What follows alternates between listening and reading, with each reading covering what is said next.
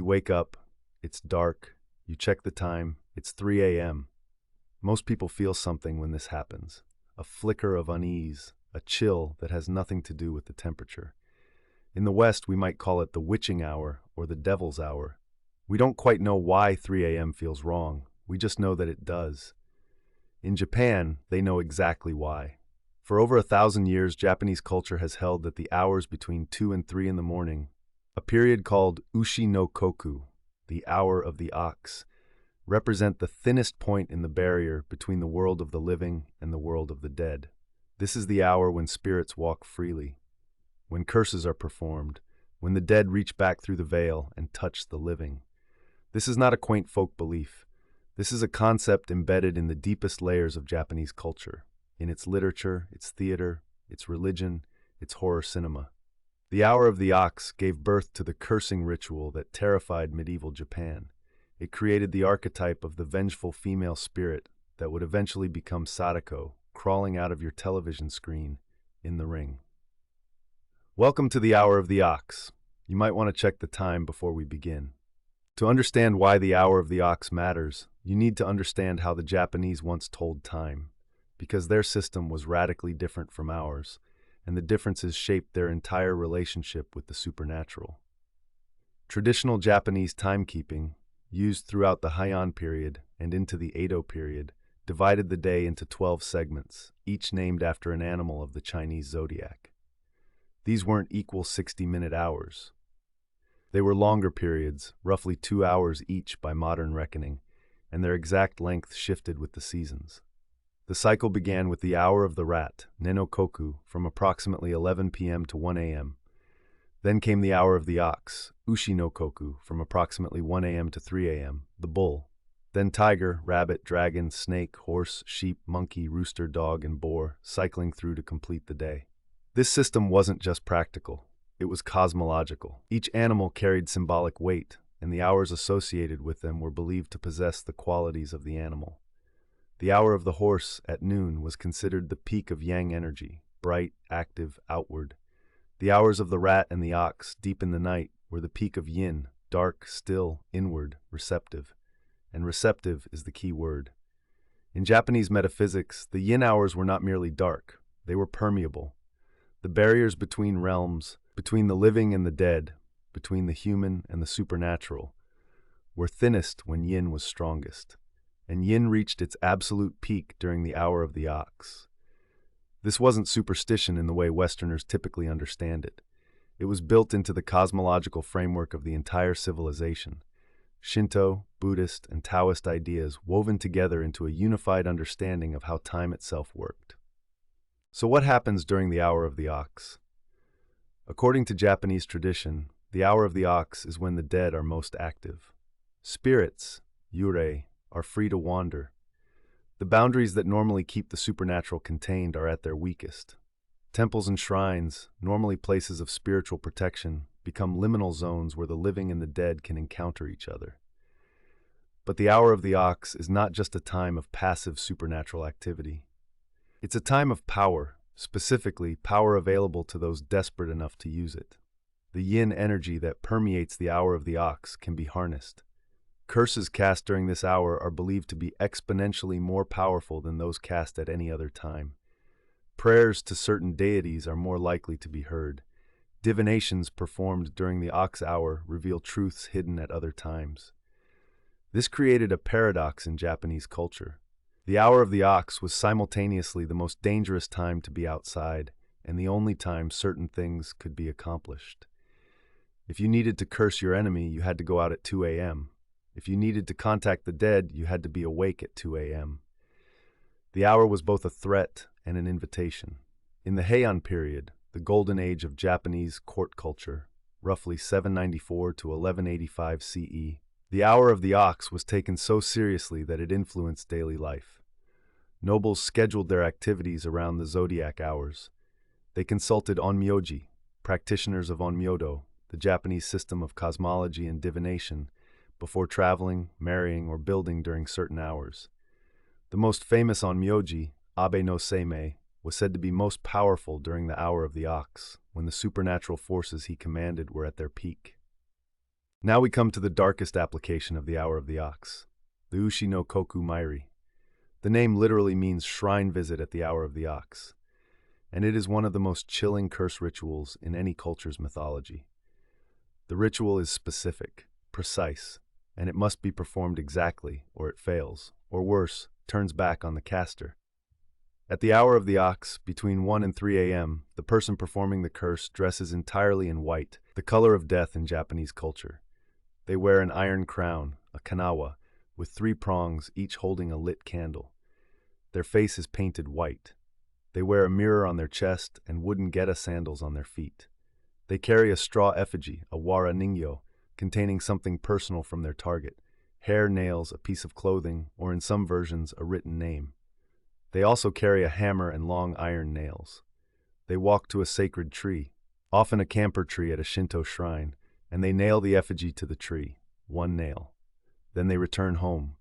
They come back the next night at the same hour and drive in another nail. This continues for 7 consecutive nights. If the ritual is completed, all 7 nights, all 7 nails without being seen by another living person, the curse takes effect. The target will sicken, suffer, and die. But here's the crucial condition.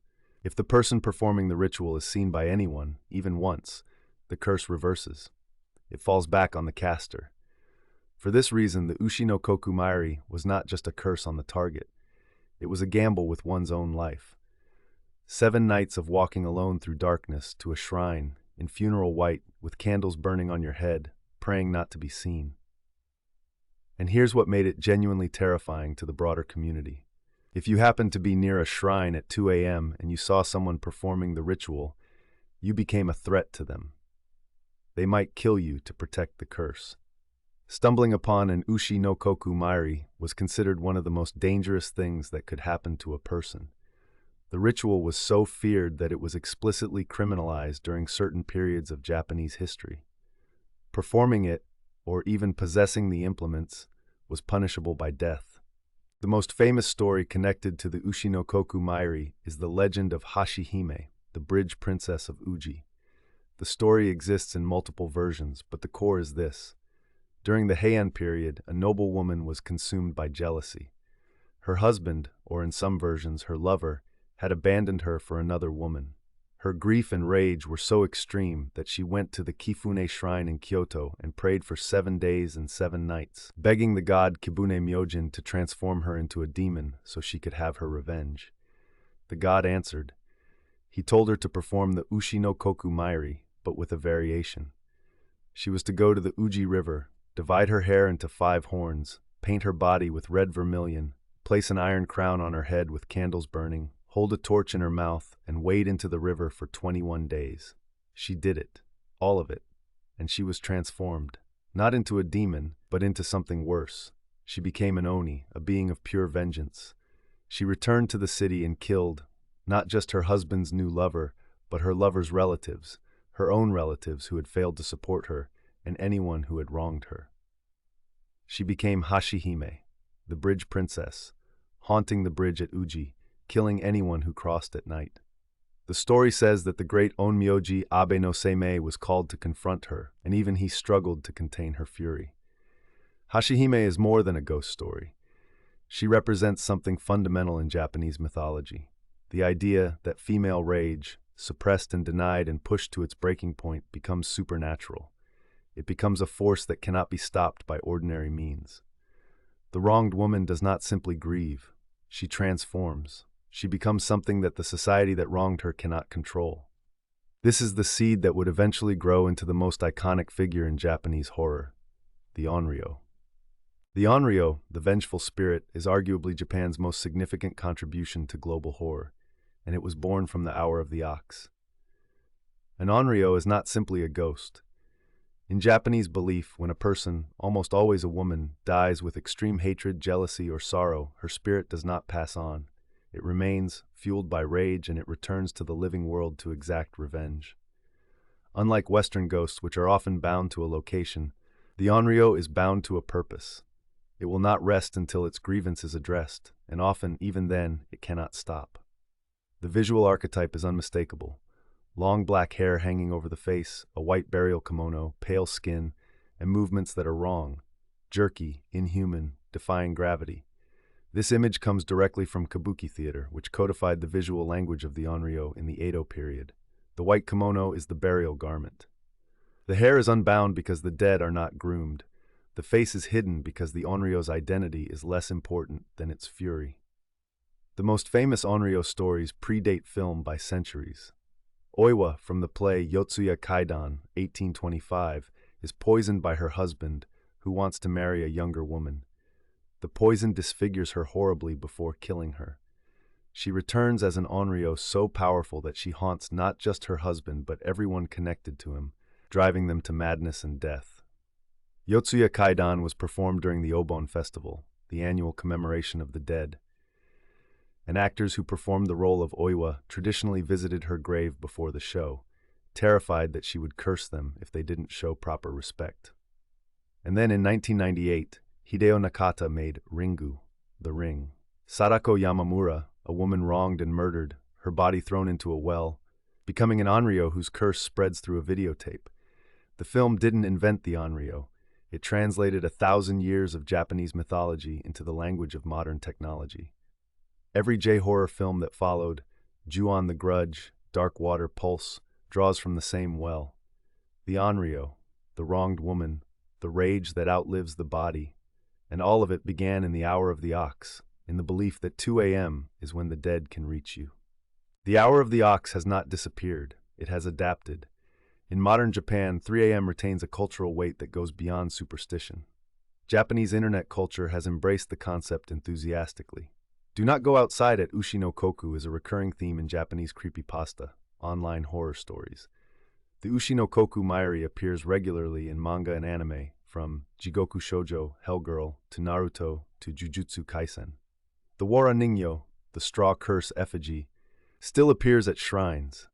In 2019, Japanese police investigated multiple cases of straw dolls found nailed to trees at Shinto shrines in Kyoto and Nara, some with photographs and personal items attached. These were not historical relics. These were modern curses, performed by modern people, following a ritual that is over 1,000 years old. Convenience stores in Japan, the famous konbini, are open 24 hours. But ask workers who staff the 2-3 a.m. shift, and many will tell you that hour feels different. It's quieter, stranger. The customers who come in during Ushi no Koku are different, or so the lore goes. There's even a modern urban legend. If you wake up at exactly 3 a.m. for no reason, it means something was watching you. Something woke you up.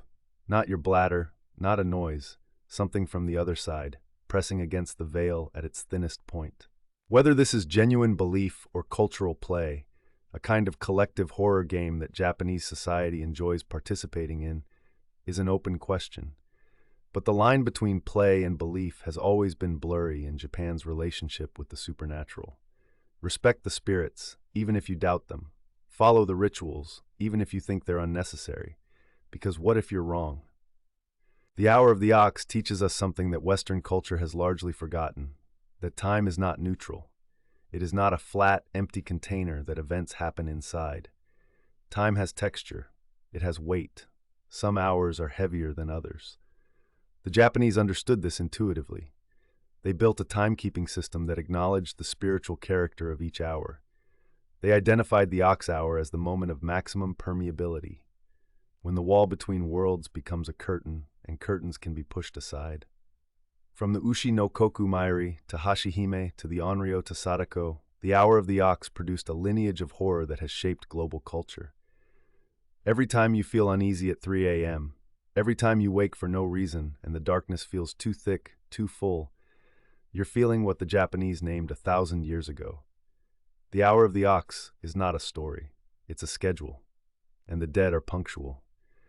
Next time on Myths of the World, we meet a woman who was written out of the most important book in human history, Adam's first wife before Eve. Her name is Lilith, and she refused to be erased.